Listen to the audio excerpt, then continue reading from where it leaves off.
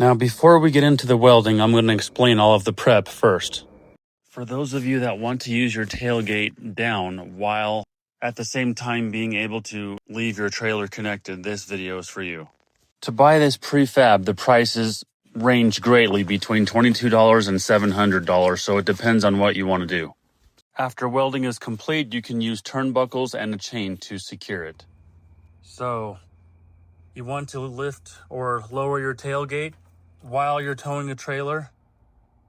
You've got this extension here. We're going to clean the paint off and weld there, clean the rust and paint off and weld here. Now, without welding, most people don't have a welder, but you can see, look how wobbly.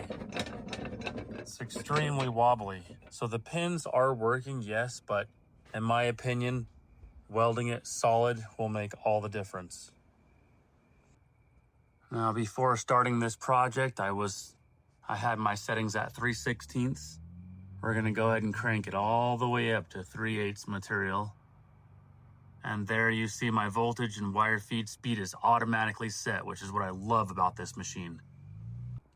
So again, with the ball side up, do a couple tacks there and here.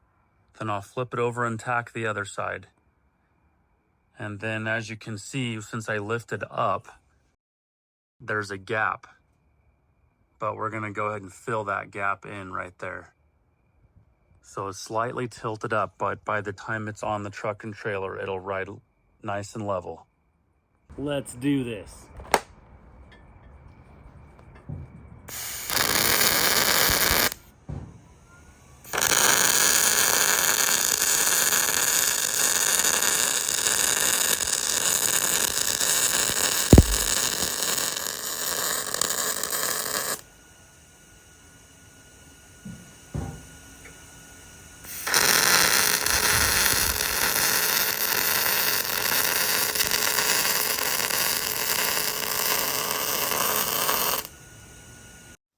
Using my Multimatic 215 and of course 220 volts, we've got the heat cranked all the way up.